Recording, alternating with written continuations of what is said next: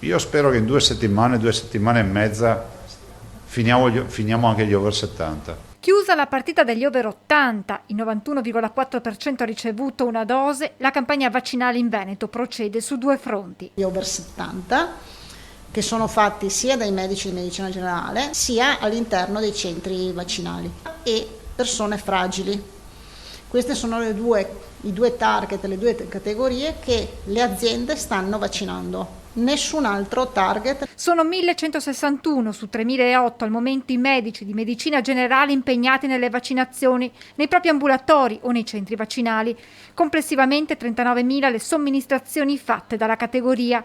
Un gioco di squadra che ha permesso anche oggi al Veneto di confermarsi primo in Italia per le vaccinazioni effettuate. 93,3%, fra l'altro il bollettino è neanche aggiornato, di magazzino inoculato. Considerate che noi abbiamo parcheggiato Moderna in via Prudenziale 53.000 parcheggiate perché siamo terrorizzati di non averle per i richiami.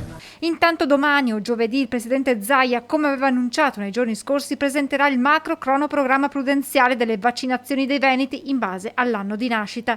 Questa mattina il commissario Figliuolo ha assegnato a ciascuna regione un target giornaliero di somministrazione in base alle previsioni di forniture di dosi. Noi partiamo dal 19-22 con 25.000 circa somministrazioni al giorno, per arrivare, secondo sempre le indicazioni che ci dice il commissario, il 29 di aprile alle 40.000, secondo il commissario, vaccinazioni al giorno in Veneto. Noi ci eravamo già arrivati molto vicino perché mi sembra che in una delle punte avevamo fatto 37.000. Intanto migliora anche la situazione nei reparti veneti, che permette di rivedere la riorganizzazione ambulatoriale ospedaliera per un ritorno alla normalità. Il Veneto è in fase 3, cioè è nella fase meno problematica e se viene confermata si sblocca tutto, di fatto, in settimana.